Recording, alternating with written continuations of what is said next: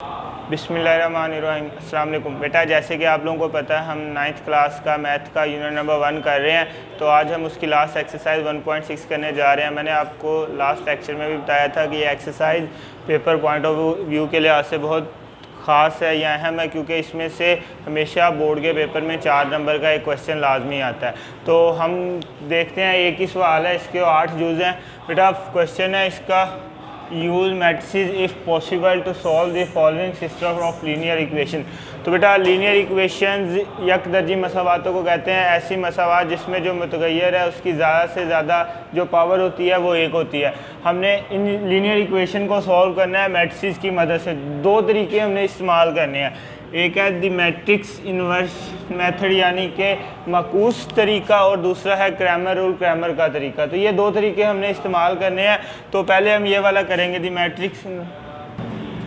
Matrix inversion method यानी कि matrices का माकूस तरीका, काल्बों का माकूस तरीके से, और दूसरा क्रैमर रूल की मदद से।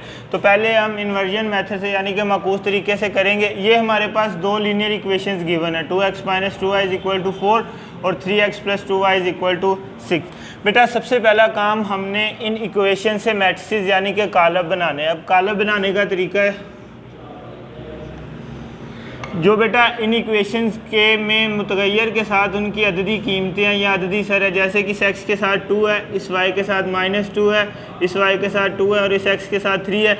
इन चारों को पहले एक मैट्रिसेस में लिखना है, लेकिन तरतीब के साथ। पहले हमने x लिखना है, तो नीचे भी फिर हम x का अददी सर लिखेंगे। अब इधर y लिखेंगे, वो -2 है, तो इधर भी फिर y लिखेंगे 2। बेटा ये लिखने के बाद आपने हमेशा जो दूसरा मैट्रिक्स बनाना है उसमें आपने जो वेरिएबल यानी कि जो मुतगय्यर इस्तेमाल हुए हैं वो दोनों लिखने हैं। कौन कौन से हमें x और y। पहले x है तो x लिखेंगे और दूसरा कौन सा है y। और बेटा ये बराबर है, बराबर किसके है 4 और 6 के, यानी कि 4 और 6। तो ये तरीका है कालब बनाने का। इक्वेशन से मैट्रिक्स आपने हमेशा इस तरह हर सवाल में ऐसे ही बनाने हैं। जो अददी सर होंगे उनसे उनका एक अलग कालब बनेगा, जो मुतगय्यर होंगे उनका एक अलग कालब बनेगा, और बराबर के बाद जो रकमें हैं उनका एक अलग कालब बनेगा। अब हम इनको नाम देंगे। इस वाले मैट्रिक्स को हम ए का नाम देंगे 2 3 -2 2। बेटा इस वाले मैट्रिक्स को हम हमेशा x का नाम देंगे, बड़ा X, क्योंकि स्मॉल x हम पहले यूज़ कर रहे हैं इसमें, x और y। और जो लास्ट वाला है बराबर के उस तरफ, उसको हम b का नाम देंगे, b = 4 6। तो इन तीनों को नाम दे देना आपने। हर सवाल में आपने ऐसा ही करना है। पहले वाले मैट्रिक्स को जो 2/2 का होगा उसको 2 का a का नाम देना है, जो मुतगय्यर वाला होगा उसको हमेशा x का नाम देना, और जो बराबर के उस तरफ होगा उसको b का नाम देना है। अब अगर हम इनको लिखें तो ये a है तो हम इसको a लिखेंगे, ये x है और ये बराबर किसके है b के। a इसको हमने a का नाम दिया, इसको x का नाम दिया, और ये बराबर किसके है जिसको हमने b का नाम दिया। बेटा हमने यहाँ से x मालूम करना है, ये वाला बड़ा x। तो x बराबर है a को हम उधर भेजेंगे तो ये a इन्वर्स हो जाएगा, a इन्वर्स b। अब बेटा याद रखने वाली बात है कि यहाँ पर जो a था x से पहले था, तो जब a उधर भी जाएगा तो वो b से पहले आएगा। अगर आप a इन्वर्स को b के बाद लिखोगे तो आपका क्वेश्चन गलत हो जाएगा। याद ये रखना है कि a x से पहले है तो इधर भी जाके a x से पहले आएगा, इधर a है तो इधर a का इन्वर्स है। अब हमारे पास जो इक्वेशन है ना x = a इन्वर्स b है, इसको मसावात 1 का नाम दे देते हैं। अब हमें क्या चाहिए, b तो हमारे पास है 4 और 6, x जो हमने मालूम करना है। मसला बेटा a इन्वर्स का, हमने a का इन्वर्स निकालना है। तो जैसे हम पहले निकालते हैं, a का इन्वर्स हमारे पास किसके इक्वल होता है 1/a का determinant into adjoint of a। तो किसी भी मैट्रिक्स का इन्वर्स निकालने के लिए हमें दो चीज़ों की ज़रूरत होती है, एक उसका डिटर्मिनेंट, दूसरा उसका एडजॉइंट। तो पहले हम डिटर्मिनेंट निकालते हैं a का, a डिटर्मिनेंट मालूम करते हैं।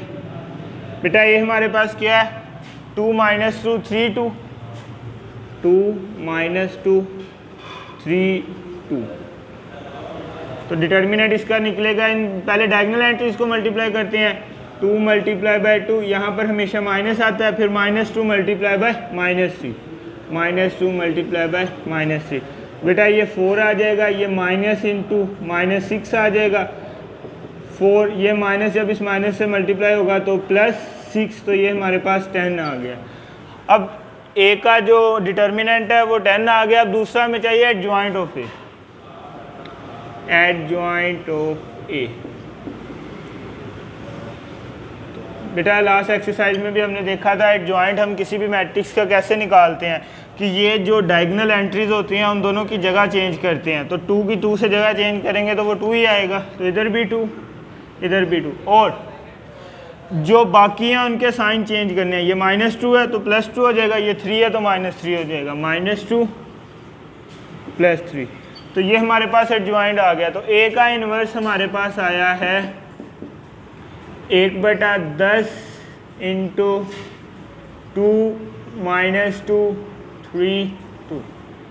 बेटा जैसे हमने लास्ट एक्सरसाइज में भी किया था कि आप चाहे तो ये 1/10 को अंदर मल्टीप्लाई कर सकते हैं, और अगर नहीं करना चाहते तो हम इसको बाद में मल्टीप्लाई कर सकते हैं। अगर हम इसको बाद में करते हैं तो हमारा क्वेश्चन आसान रहता है, अगर हम इसको अभी मल्टीप्लाई करेंगे तो हमारा क्वेश्चन थोड़ा सा डिफिकल्ट हो जाएगा। इसलिए मैं आपको कहूँगा कि हम इसको एंड पे अंदर मल्टीप्लाई करते हैं। अब हमने ये वाली इक्वेशन मालूम करनी है, x = A इनवर्स B। बेटा ए इनवर्स का आंसर है हमारे पास, वो क्या है 1/10 इंटू 2 -2 3 2। सॉरी ये ना एडजॉइंट हमने गलत निकाला है, इन दोनों के साइन चेंज करने थे। ये -2 है तो इधर +2 आएगा, और ये 3 है तो इधर -3 आएगा। ठीक है, तो ये हमारे पास आया है 2 2 -3 और 2 इंटू बी हमारे पास क्या है 4 6 4 6 1/10। अब बेटा मल्टीप्लाई करना है, पहली रो को पहले मैट्रिक्स की दूसरे मैट्रिक्स के पहले कॉलम से मल्टीप्लाई करना है। तो ये होगा 2 × 4 प्लस 2 × 6। नेक्स्ट हम क्या करेंगे, -3 × 4 प्लस 2 × 6। तो हमारे पास जो आंसर आएगा 1/10 इंटू 8 + 12 -12 + 12, और इस साइड पे हमारे पास x है तो 1/10 20 0। तो x हमारे पास x और y के बराबर था, ऐसा ही है। तो ये हमारा सवाल तकरीबन ख़त्म हो गया। लास्ट स्टेप हम करने जा रहे हैं। बेटा 1/10 को अंदर मल्टीप्लाई करना है हमने। अब बस 20 × 1/10 और 0 × 1/10। तो हमारा जो फाइनल आंसर बनेगा इधर 2 आ जाएगा और वो 0 हो जाएगा। तो ये आएगा xy = 2 0।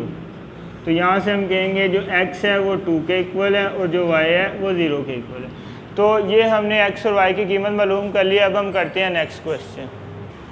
अब ना हम नेक्स्ट क्वेश्चन करने जा रहे हैं, ये भी हम इन्वर्जन मेथड से ही करेंगे, यानी कि माकूस तरीके से, और जो नेक्स्ट लेक्चर होगा उसमें हम क्रैमर मेथड से करेंगे।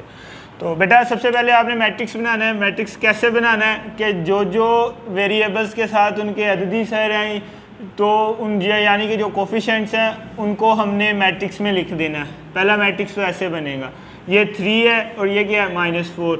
अब इस x के साथ कुछ नहीं है तो 1 आएगा, इधर +2 है तो 2 आएगा। और जो सेकंड मैट्रिक्स है बेटा वो आपने हमेशा x और y वाला लेना है, और जो थर्ड मैट्रिक्स है जो वो बराबर के दूसरी तरफ है 4 और 8। और आपने ये ना तरतीब याद रखनी है कि 4 अगर ऊपर है तो ऊपर ही रखना है, 8 अगर नीचे है तो नीचे ही रखना है, ठीक है। और इधर भी 3 - 4 ऊपर है तो ऊपर रखना है, और 1 2 नीचे है तो इसको नीचे रखना है। नेक्स्ट काम है, इनको बेटा हमने नाम देना है। तो पहले मैट्रिक्स को हम ए का हमेशा नाम देंगे 3 1 -4 2। जो एक्स वाई वाला होगा उसको हमेशा बड़े एक्स का नाम देंगे, और जो लास्ट वाला होगा उसको बी का नाम देंगे 4 8। तो अब ये वाला ए के इक्वल है तो हम इस ए लिख देंगे, ये वाला एक्स के इक्वल है तो एक्स लिख देंगे, और बराबर किसके है ये वाला बी के, तो बी लिख देंगे। तो बेटा हमने यहाँ से एक्स निकालना है। तो x बराबर आएगा a इनवर्स b। अब जो याद रखने वाली बात है बेटा वो ये है कि इधर a है तो जब बराबर के उस तरफ गया तो वो a इनवर्स हो गया, और इधर a x से पहले था तो उधर भी a b से पहले ही आएगा, यानी कि a इनवर्स। अब a इनवर्स का फार्मूला हमारे पास है 1/a mod into adjoint of a mode हमारे पास क्या है 3 - 4 1 2। बेटा मल्टीप्लाई करते हैं इनको, 3 × 2 -4 × 1 6 - 4 6 + 4 जो कि हमारे पास 10 आएगा। अब हमने एडजॉइंट ऑफ ए मालूम करना है, एडजॉइंट ऑफ ए।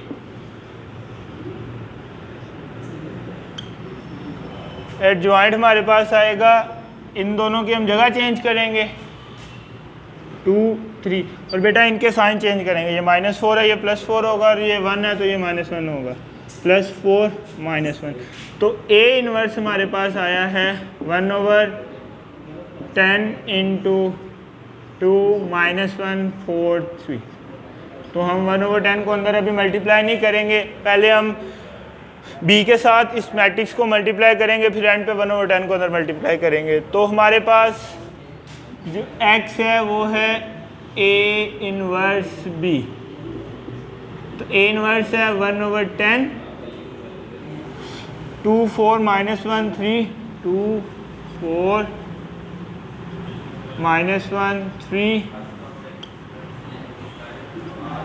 और b हमारे पास है 4 और 8। बेटा अब इन दोनों को मल्टीप्लाई करना है हमने मैट्रिक्स को, तो 8 + 32 आएगा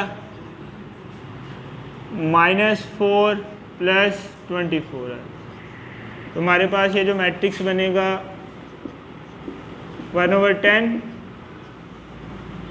40 और 20। अब 1/10 को बेटा हम अंदर मल्टीप्लाई करेंगे तो वो बनेगा 40 × 1/10 और 20 × 1/10, तो ये 4 आ गया और ये 2 आ गया। तो x हमारे पास इक्वल है xy के, तो ये आ गया 4 और 2। इसका मतलब ये है कि x हमारे पास 4 के इक्वल आ गया और y हमारे पास 2 के इक्वल आ गया। तो ये हमने x और y की कीमत फाइंड कर ली है, ठीक है। तो आज हमने किए हैं 2 क्वेश्चन जो हमने किए हैं इन्वर्जन मेथड यानी कि माकूस तरीके से। अब जो नेक्स्ट लेक्चर होगा उसमें हम क्रैमर के मेथड से यानी कि क्रैमर रूल से करेंगे क्वेश्चन। तो आज के लिए इतना ही, अल्लाह हाफ़िज़।